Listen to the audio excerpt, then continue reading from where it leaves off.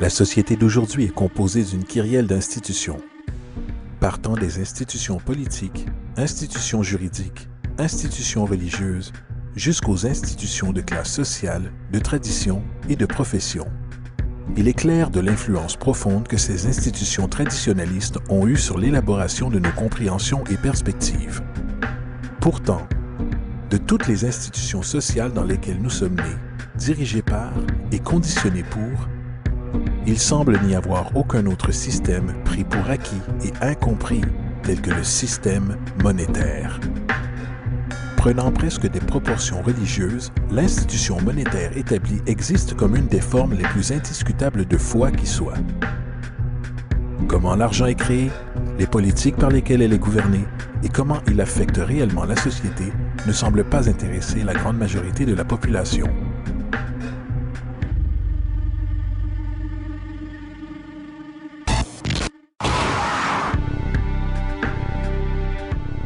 Dans un monde où 1% de la population possède 40% de la richesse de la planète, dans un monde où 34 000 enfants meurent chaque jour de pauvreté et de maladies évitables, où 50% de la population du monde vit avec moins de 2 $ par jour, une chose est claire, quelque chose tourne très mal. Et que nous en sommes conscients ou non, le moteur de toutes nos institutions établies et de la société elle-même est l'argent. Donc, comprendre cette institution de politique monétaire est essentiel pour comprendre pourquoi nos vies sont telles qu'elles sont. Malheureusement, l'économie est souvent perçue avec confusion et ennui. Les flux ininterrompus du jargon financier secondé de mathématiques dissuadent rapidement les gens de tenter de la comprendre. Pourtant, le fait est que la complexité associée au système financier n'est qu'un simple masque conçu pour dissimuler une des structures les plus socialement paralysantes que l'humanité ait jamais subies.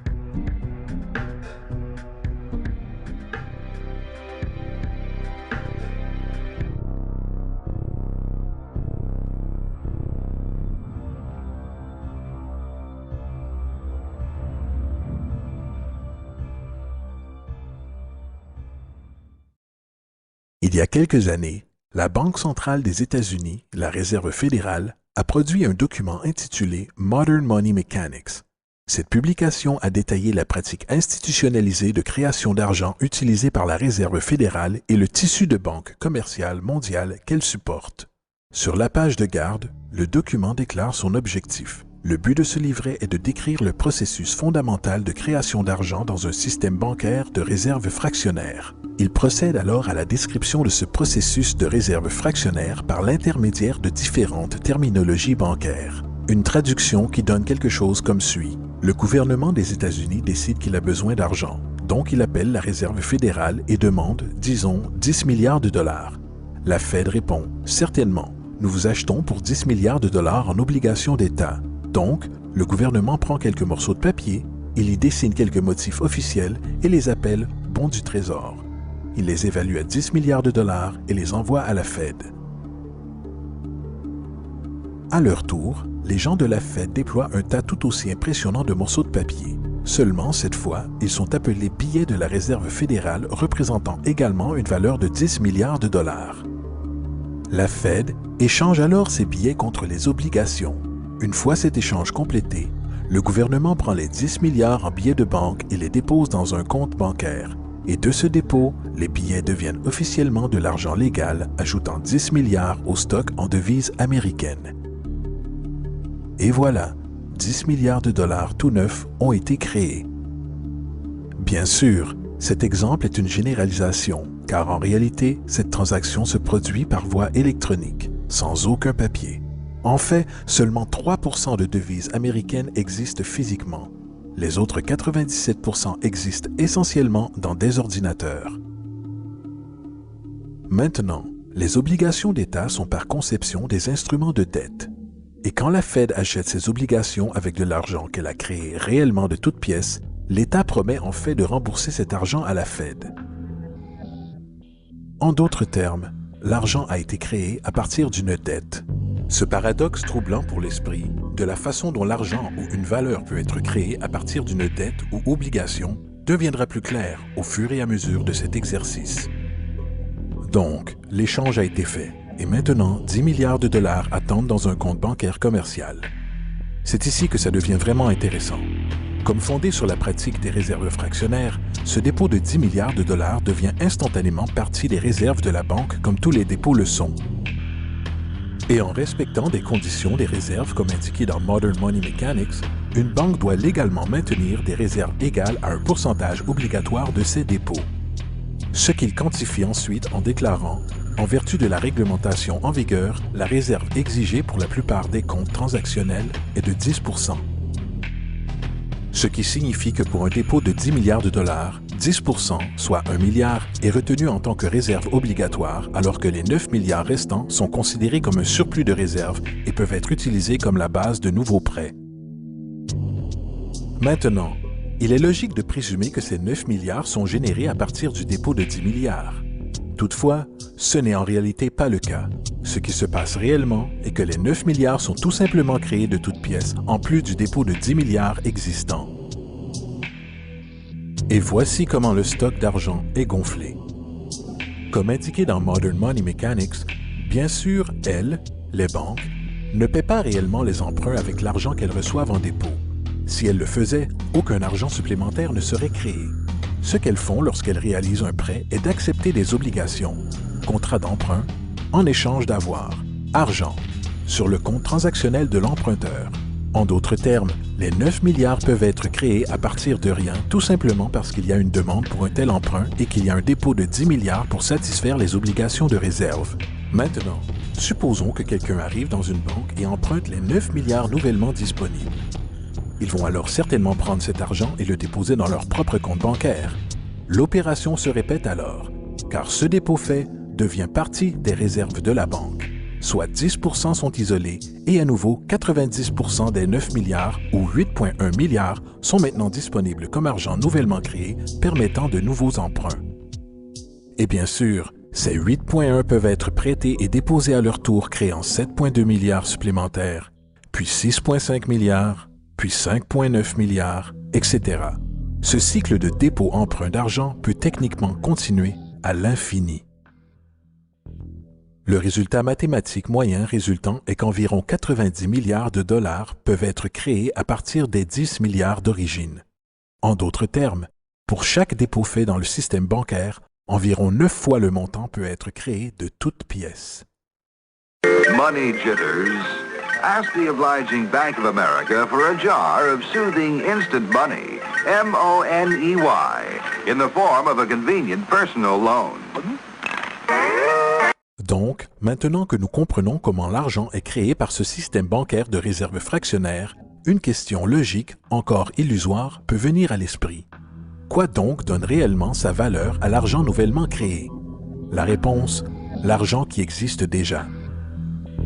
Le nouvel argent vole essentiellement sa valeur en stock existant. Comme le stock total est accru sans se soucier de la valeur en biens et services, et comme le stock et la demande définissent l'équilibre, les prix augmentent diminuant le pouvoir d'achat de chaque dollar. Ceci est généralement dénommé inflation. Et l'inflation est essentiellement une taxe cachée sur les citoyens. What is the advice that you generally get? And that is inflate the currency. They don't say debase the currency. They don't say devalue the currency. They don't say cheat the people who are saved. They say lower the interest rates. The real deception is when we distort the value of money, when we create money out of thin air. We have no savings, yet there's so-called capital. So my question boils down to this. How in the world can we expect to solve the problems of inflation, that is, the increase in the supply of money, with more inflation? Bien sûr, ce n'est pas possible. Le système de réserve fractionnaire de l'expansion monétaire est fondamentalement inflationniste, car le fait de dilater la provision d'argent sans avoir une croissance proportionnelle des biens et des services dans l'économie dévaluera toujours une monnaie. En fait, un bref aperçu historique sur la valeur du dollar américain en comparaison avec le stock d'argent reflète complètement cette observation. Une relation inversée est évidente. $1 en 1913 nécessiterait 21,6 $ en 2007 pour une valeur équivalente. ce qui représente une dévaluation de 96% depuis que la Réserve fédérale existe. Maintenant, si cette réalité d'inflation inhérente et perpétuelle semble absurde et se mordre la queue économiquement, attendez un instant, car absurdité est un euphémisme comparé au fonctionnement de notre système financier. En effet, à l'intérieur de notre système financier, l'argent est une dette, et une dette est de l'argent. Voici un diagramme du stock d'argent américain entre 1950 et 2006. Voici un diagramme de la dette nationale américaine durant la même période. Intéressant est-il, les tendances sont pratiquement les mêmes. Car plus il y a d'argent, plus il y a de dettes. Plus il y a de dettes, plus il y a d'argent. Autrement dit, chaque dollar de votre portefeuille est dû à quelqu'un par quelqu'un. Car n'oubliez pas, le seul moyen pour l'argent d'exister est par l'intermédiaire d'emprunts. Par conséquent, si tout le monde dans le pays était capable de payer toutes les dettes, y compris l'État, il n'y aurait pas un dollar en circulation.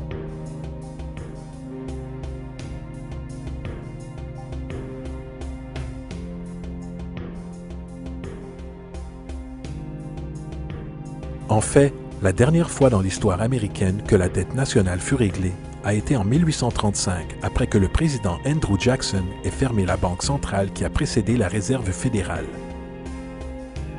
En fait, l'entière profession de foi politique de Jackson tournait essentiellement autour de son engagement à fermer la banque centrale, déclarant sur ce point « L'effort éhonté que la banque actuelle a fait pour contrôler le gouvernement ne sont que les présages du destin qui attend les Américains, qu'ils soient trompés dans une perpétuation de cette institution ou à la mise en place d'une autre comme elle. » Malheureusement, ce message n'a pas perduré et les banquiers internationaux ont réussi à installer une autre banque centrale en 1913.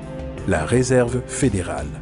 Et aussi longtemps que cette institution existe, une dette perpétuelle est garantie. Maintenant, jusqu'ici nous avons discuté du fait que l'argent est créé de toutes pièces au travers de prêts. Ces prêts sur des réserves bancaires et ces réserves sont dérivées de dépôts. Et au travers de ce système de réserves fractionnaires, chaque dépôt peut créer 9 fois sa valeur d'origine, après quoi la dévaluation du stock d'argent existant hausse les prix dans la société.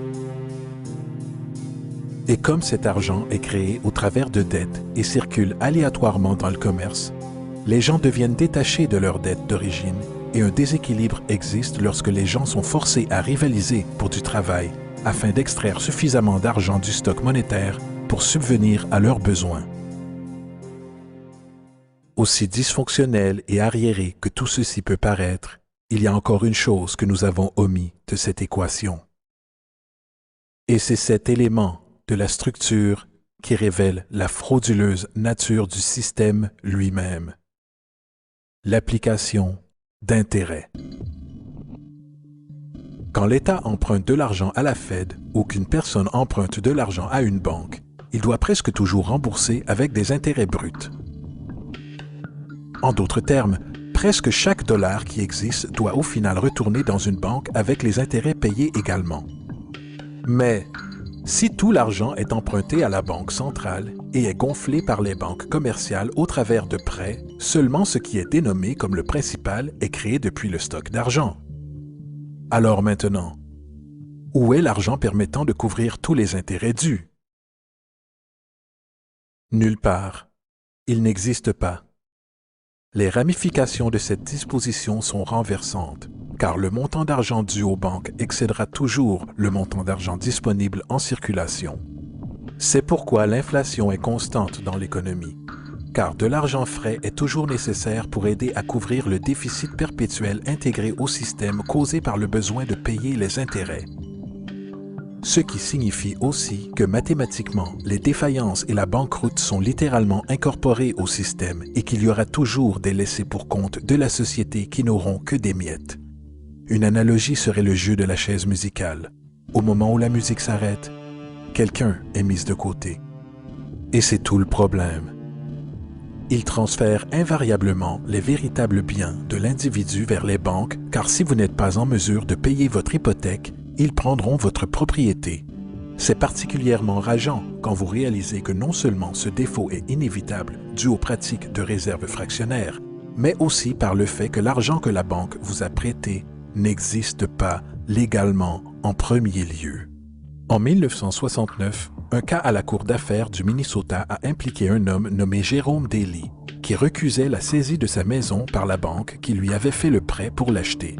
Son argument était que le contrat d'hypothèque exigeait que les deux parties, lui et la banque, aient chacun établi une forme légitime de propriété pour l'échange. Dans le jargon légal, ceci est appelé contrepartie. M. Daly expliqua que cet argent n'était pas, en réalité, la propriété de la banque, car il était créé à partir de rien au moment de la signature d'accord du prêt. Vous rappelez-vous de ce que Modern Money Mechanics déclare à propos des prêts? Ce qu'ils font, lorsqu'ils accordent un prêt, est d'accepter des obligations en échange de fonds. Les réserves sont inchangées par la transaction d'un prêt, mais déposer des fonds constitue un ajout au total des dépôts du système bancaire. En d'autres termes, l'argent ne provient pas de leur actif existant. La banque invente simplement, ne mettant en jeu rien du tout, hormis son obligation théorique sur papier. Alors que le jugement du litige progressait, M. Morgan, le président de la banque, déposa son témoignage et dans le mémorandum personnel du juge, il rappela que le plaignant, le président de la banque, admit qu'avec la participation de la Réserve fédérale a créé de l'argent ou des avoirs sur ses livres comptables. L'argent et les avoirs ont vu le jour lorsqu'ils les ont créés. M. Morgan admit qu'aucune loi des États-Unis n'existe lui donnant le droit de le faire. Une contrepartie légitime doit exister et être remise pour entretenir l'obligation. Le jury n'a pas trouvé de contrepartie légitime et approuve. Il ajouta aussi, poétiquement, « Seul Dieu peut créer quelque chose de valeur à partir de rien. » Et sur cette révélation, la Cour rejeta la demande de saisie de la banque et Daly garda sa maison. Les implications de la décision de cette Cour sont immenses, car à chaque fois que vous empruntez de l'argent à une banque, que ce soit pour une hypothèque ou une facture par carte de crédit, l'argent que l'on vous donne n'est pas seulement contrefait, il est illégitime comme forme de contrepartie et par conséquent annule le contrat de remboursement, car la banque n'a jamais été en possession de cet argent.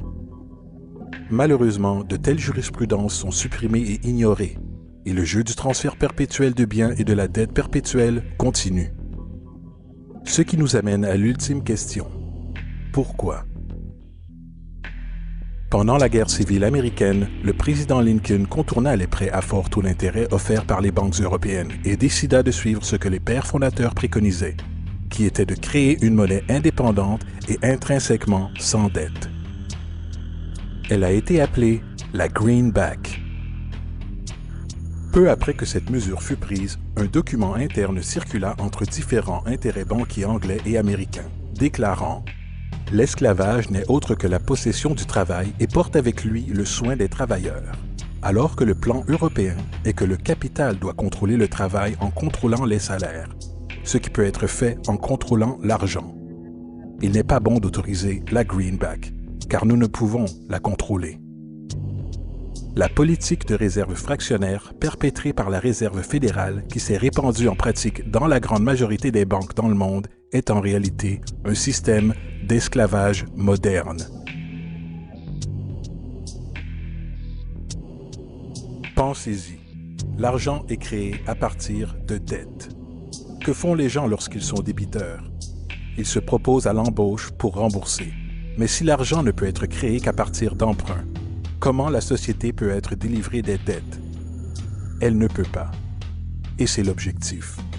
Et c'est la peur de perdre ses avoirs, secondée par la lutte pour garder le dessus, avec une dette perpétuelle et l'inflation inhérente au système, aggravée d'une pénurie incontournable dans la provision d'argent même, créée par des intérêts qui ne pourront jamais être remboursés, qui garde l'esclave salarié dans ce chemin.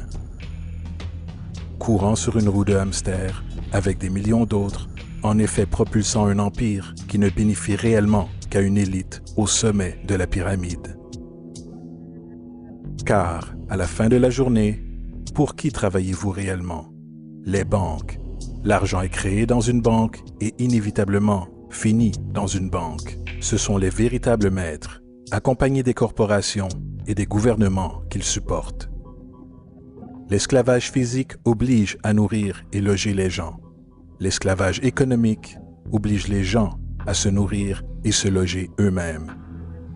C'est l'une des arnaques les plus ingénieuses de manipulation sociale jamais créées. Et à la base, c'est une guerre invisible contre la population. La dette est une arme utilisée pour conquérir et asservir des sociétés, et les intérêts sont ses munitions principales.